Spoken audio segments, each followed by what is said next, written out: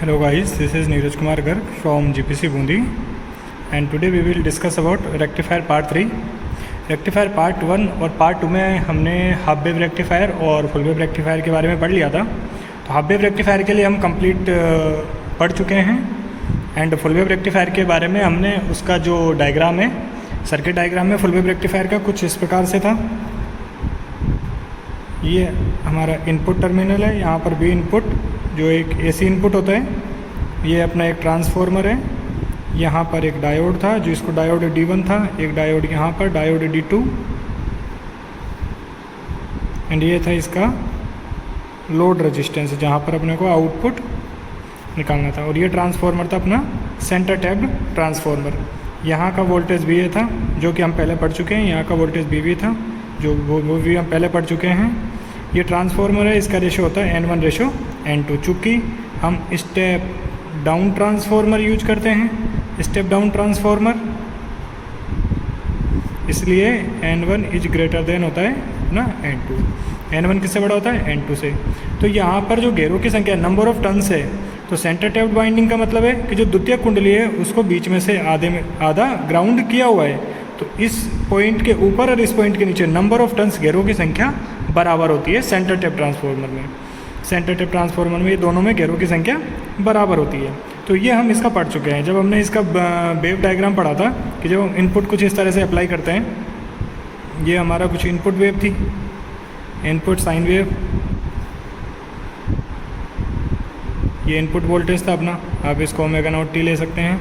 तो ये अपना इनपुट था Vm sign omega naught T, या अपन इसको बोल सकते हैं Bm, या हम इसको बोल सकते हैं Bm साइन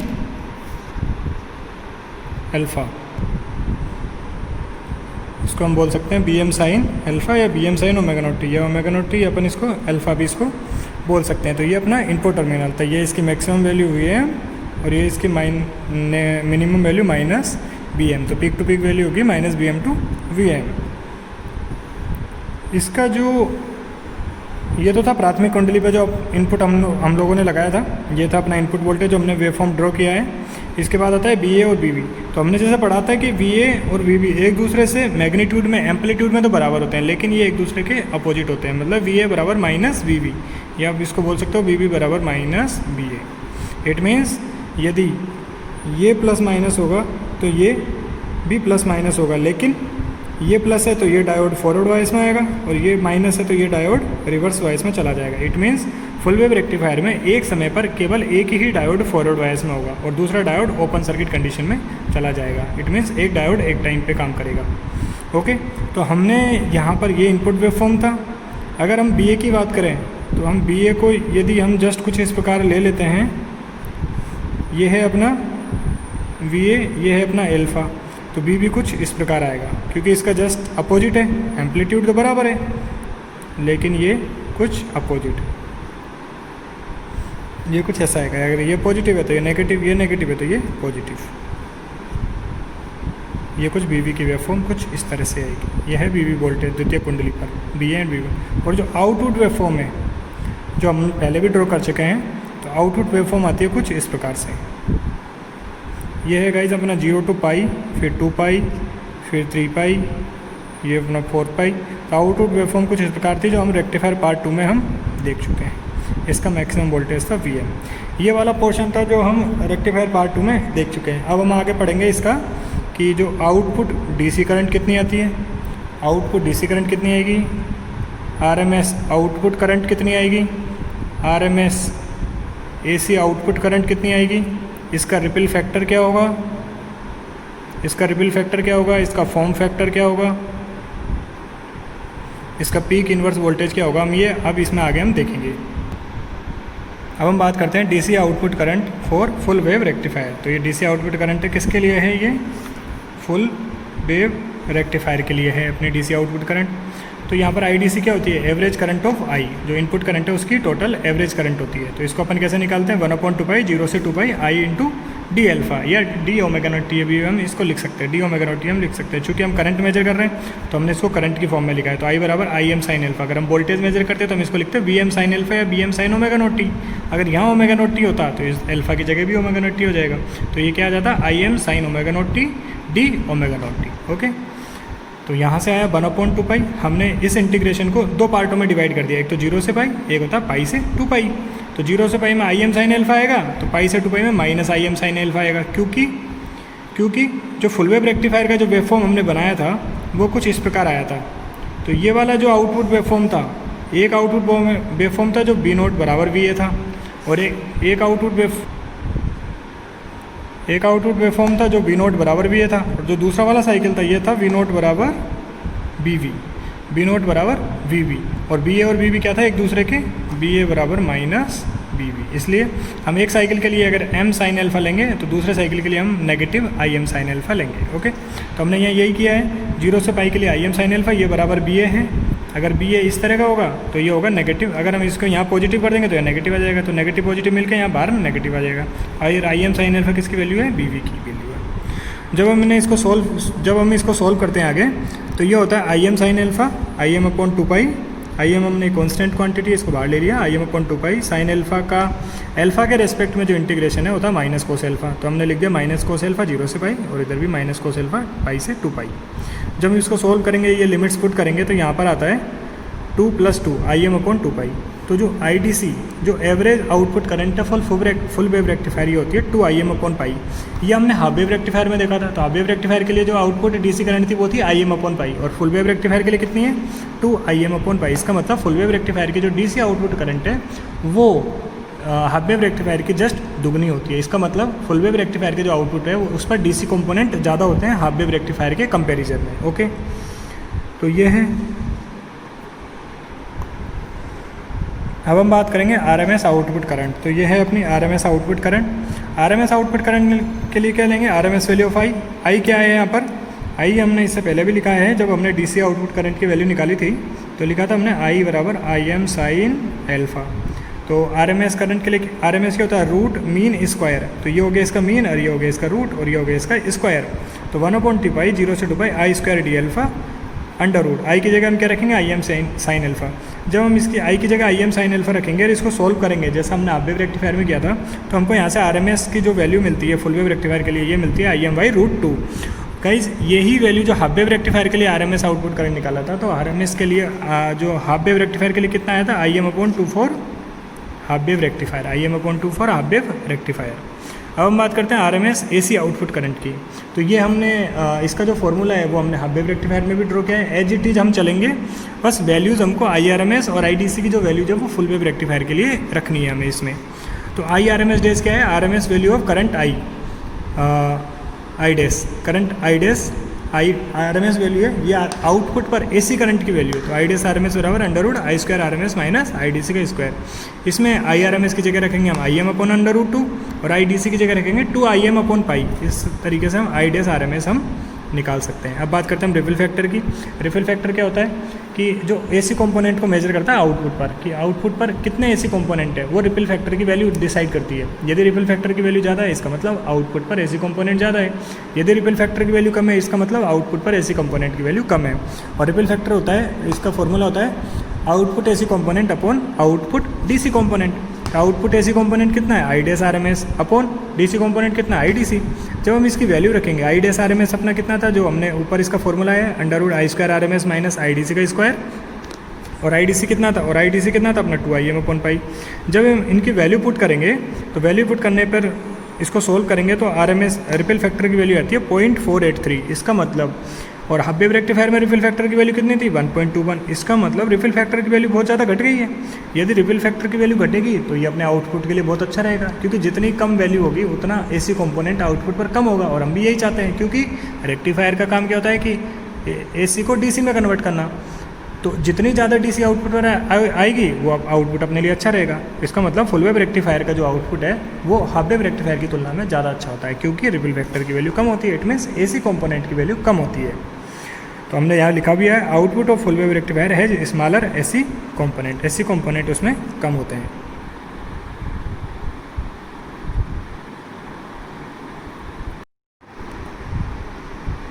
अब हम बात करेंगे इनपुट पावर की। Input power for full wave rectifier. तो इनपुट पावर क्या होगी, I square R M S R F into R L. R F क्या है यहाँ पर डायोड का रेजिस्टेंस है, क्योंकि एक टाइम एक ही डायोड काम करता है, और आर एल क्या है यहाँ पर लोड रेजिस्टेंस है। ये कि सेम टू सेम फॉर्मूला हमने रखा था फुल हाफ वेव रेक्टिफायर के केस में, हमने इसको डिराइव भी किया था इनपुट पावर के लिए। तो इसमें जो आई आर एम एस की वैल्यू है ये अब हम फुल वेव रेक्टिफायर के लिए रखेंगे। तो ये अपनी इनपुट पावर होगी I square R M S R F plus R L. Now we will discuss about efficiency of full wave rectifier. Efficiency क्या होती है? क्षमता। क्षमता क्या होती है? किसी भी रेक्टिफायर की क्षमता आउट इनपुट एसी पावर को डीसी पावर में कन्वर्ट करने की। It means ability of a rectifier to convert AC power into DC power, it is called efficiency. तो एफिशिएंसी किसकी है? ये फुल वेव रेक्टिफायर के लिए। It means output DC power upon input power into 100। तो DC power क्या होगी? Current I square R. Power क्या होती है अपनी? आई स्क्वायर आर। आई क्या है अपनी? डीसी। आई डीसी का स्क्वायर इनटू लोड रेजिस्टेंस। और इनपुट पावर हमने ऊपर लिखी थी अभी I square R M S R F plus R L. तो जब हम इसको सोल्व करेंगे आई डी सी और आई आर एम एस की वैल्यू रखेंगे तो फाइनली फॉर्मूला आता है 81 into R L upon are F plus R L percentage. If ये है इसकी एफिशिएंसी फुल वेव रेक्टिफायर के केस में। यदि डायोड अपना आइडियल रेजिस्टेंस है, यदि डायोड अपना आइडियल है, यदि डायोड आइडियल है तो अपना फॉरवर्ड रेजिस्टेंस 0 होगा, और यदि आर एफ 0 हो जाएगा तो यहाँ पर ये एफिशिएंसी कितनी आ जाएगी? 81, क्योंकि आर एफ 0 होगा, आर एल से आर एल कट जाएगा, एफिशिएंसी होगी 81। It means full wave rectifier के लिए मैक्सिमम एफिशिएंसी कितनी हो सकती है? 81% हो सकती है। हमने लिखा भी है मैक्सिमम एफिशिएंसी 81% हो सकती है यदि आइडियल डायोड है। और हाफ वेव रेक्टिफायर के लिए मैक्सिमम एफिशिएंसी कितनी थी? 40.5। किसके लिए थी? हाफ वेव रेक्टिफायर के लिए 40.5 थी। इट मीन्स जो फुल वेव रेक्टिफायर की एफिशिएंसी किस चीज़ की? इनपुट एसी पावर को डीसी पावर में कन्वर्ट करने की जो फुल वेव रेक्टिफायर की एफिशिएंसी है वो हाफ वेव रेक्टिफायर से जस्ट दुगनी होती है। तो ये होती है अपनी efficiency of full wave rectifier की मैक्सिमम एफिशिएंसी 81%। अब हम बात करेंगे पीक इन्वर्स वोल्टेज के बारे में। तो पीक इन्वर्स वोल्टेज क्या होता है? जो पीक इन्वर्स वोल्टेज वो वोल्टेज है किसी भी डायोड के ऊपर जो डायोड की रिवर्स वाइज कंडीशन में उसके ऊपर आता है। जैसे यदि डायोड रिवर्स वाइज में है तो डायोड ओपन सर्किट होगा, और ओपन सर्किट में करंट फ्लो नहीं होगी। इट मीन्स जितना भी इनपुट वोल्टेज हम लगाएंगे वो सारा की सारा ओपन सर्किट के ऊपर आ जाएगा, और वो ओपन सर्किट किसका है? डायोड का। तो उसको हम बोलते हैं पीक इन्वर्स वोल्टेज। इसकी डेफिनेशन क्या हुई कि रिवर्स वाइज डायोड की स्थिति में उसके ऊपर आपतित वोल्टेज वो होता है अपना पीक इन्वर्स वोल्टेज, जो मैक्सिमम वोल्टेज होता है। तो PIV क्या होता है अपना? B diode maximum.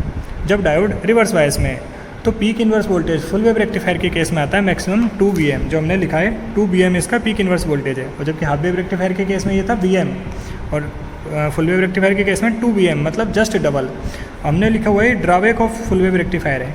तो ये इसका ड्रावेक क्या है? इसका डिसएडवांटेज क्यों है पीक इन्वर्स? चूँकि यदि किसी डायोड का पीक इन्वर्स वोल्टेज ज़्यादा है, इसका मतलब उस डायोड का ब्रेकडाउन वोल्टेज भी ज़्यादा होना चाहिए, क्योंकि उस डायोड पर जो आपतित वोल्टेज है, जो पीक इन्वर्स वोल्टेज है, वो उसके ब्रेकडाउन वोल्टेज से कम होना चाहिए। यदि peak inverse voltage breakdown voltage से ज़्यादा हो गया, या फिर ब्रेकडाउन वोल्टेज किसी भी डायोड का पीक इन्वर्स वोल्टेज से कम है, तो वो डायोड डैमेज हो जाएगा, वो डायोड ख़राब हो जाएगा, वो वर्क नहीं करेगा। इसलिए हमेशा बोलते हैं कि पीक इन्वर्स वोल्टेज किसी भी डायोड के ब्रेकडाउन वोल्टेज से कम होना चाहिए। इट मीन्स हमने क्या लिखा हुआ है? Higher peak inverse voltage is undesired because diodes having higher breakdown voltage will be require and which are costlier and bigger in size. इसका मतलब जो हायर ब्रेकडाउन वोल्टेज के जो डायोड है वो बहुत महंगे और साइज में भी बड़े होंगे। ये इसका एक डिसएडवांटेज है। अब हम बात करेंगे advantage of full wave rectifier. तो फुल वेव रेक्टिफायर के एडवांटेज क्या है? हमने देखा स्मॉलर रिपल फैक्टर और लेस एसी कंपोनेंट, मतलब अपना रिपल फैक्टर कम है, इसका मतलब एसी कंपोनेंट भी कम है। तो फुल वेव रेक्टिफायर के केस में अपना जो रिपल फैक्टर की वैल्यू आई थी 0.483, और हाफ वेव रेक्टिफायर के केस में आई थी अपनी 1.21। इसका मतलब फुल वेव रेक्टिफायर अच्छा है। Higher efficiency, full wave rectifier की एफिशिएंसी भी हाफ वेव रेक्टिफायर की जस्ट दुगनी है, उसमें 40.5 थी और फुल वेव रेक्टिफायर के केस में 81 है, तो ये हायर एफिशिएंसी है। इसमें आता है greater DC output voltage and current. हमने देखा कि जो उसमें आउटपुट डीसी वोल्टेज या करंट है वो भी दुगना है हाफ वेव रेक्टिफायर के केस में। एक अपने लिख रखा है ग्रेटर TUF होता है ट्रांसफॉर्मर यूटिलाइजेशन फैक्टर, ये भी इसके लिए ज़्यादा होता है फुल वेव रेक्टिफायर के लिए, जो कि एक इसका एडवांटेज है। एक होता है it is easier to filter AC component. इसका मतलब इसके आउटपुट पर डीसी कंपोनेंट कम आता है, इसका मतलब ये एसी कंपोनेंट को आसानी से फिल्टर कर सकता है। अब इसके डिसएडवांटेज क्या है? अगर फुल वेव रेक्टिफायर के डिसएडवांटेज देखें तो एक इसका हमने देखा था कि इसका जो पीक इन्वर्स वोल्टेज था वो 2 BM था, जबकि हाफ वेव रेक्टिफायर का वो केवल BM था। तो इसका एक डिसएडवांटेज है कि हायर इसका पीआईवी होता है, क्योंकि हमको हायर पीआईवी के लिए जो डायोड लेना होगा उसका ब्रेकडाउन वोल्टेज ज़्यादा होना चाहिए, जो कि बहुत महंगे और साइज़ में बड़े होते हैं।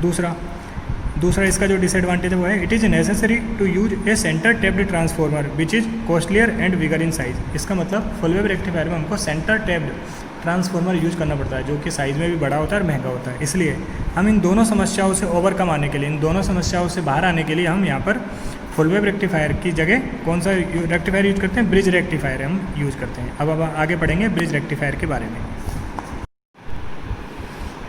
तो गाइस अब हम बात करेंगे ब्रिज रेक्टिफायर के बारे में, क्योंकि जो centre tapped full wave rectifier था उसके दो डिसएडवांटेज थे। एक तो क्या था, उसका हायर पीक इनवर्स वोल्टेज था, एंड सेकंड वन क्या था कि उसमें सेंटर टैप ट्रांसफार्मर यूज करना पड़ रहा था, जो कि एक बहुत बड़ी साइज़ और महंगा होता है। अब हम बात करेंगे ब्रिज रेक्टिफायर के बारे में। तो ब्रिज रेक्टिफायर का डायग्राम कुछ ऐसा है। ये हमारा जो इनपुट सिग्नल यहाँ पर अप्लाई करते हैं जो प्योर एसी होता है, ये अपना ट्रांसफार्मर है, स्टेप डाउन ट्रांसफार्मर है, तो N1/N2, N1 is greater than N2, ये अपना इनपुट वोल्टेज है जो इस ट्रांसफार्मर से इधर आएगा। यहाँ पर हम 2 डायोड की जगह हमने सेंटर टैप में 2 डायोड यूज किए थे, ब्रिज रेक्टिफायर में हम 4 डायोड यूज करते हैं। इसमें हम 4 डायोड यूज कर रहे हैं। तो 4 डायोड कुछ उस फॉर्मेट में है, ये इसका एक फिक्स फॉर्मेट है और ये है अपना लोड रेजिस्टेंस। हमने इनपुट अप्लाई किया हुआ है BM sin अल्फा, जैसा कि हमने हाफ वेव रेक्टिफायर और फुल वेव रेक्टिफायर में किया था। अब हमें इसकी जो वर्किंग है वो देखनी है कि जो इनपुट वोल्टेज के लिए आउटपुट अपना क्या आता है। तो गाइज इसका जो वेवफॉर्म है वो waveform full wave rectifier centre tap जो ट्रांसफार्मर था उसकी जो वेवफॉर्म आई थी वो एज इट इज़ वेवफॉर्म इसके लिए ही आएगी।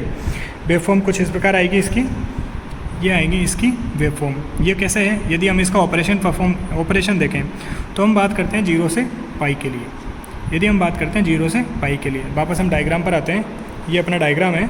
यदि हमारा 0 से पाई है, इसका मतलब ये अपना पॉजिटिव साइकिल है और ये अपना नेगेटिव, ये अपना पॉजिटिव है, ये अपना नेगेटिव है।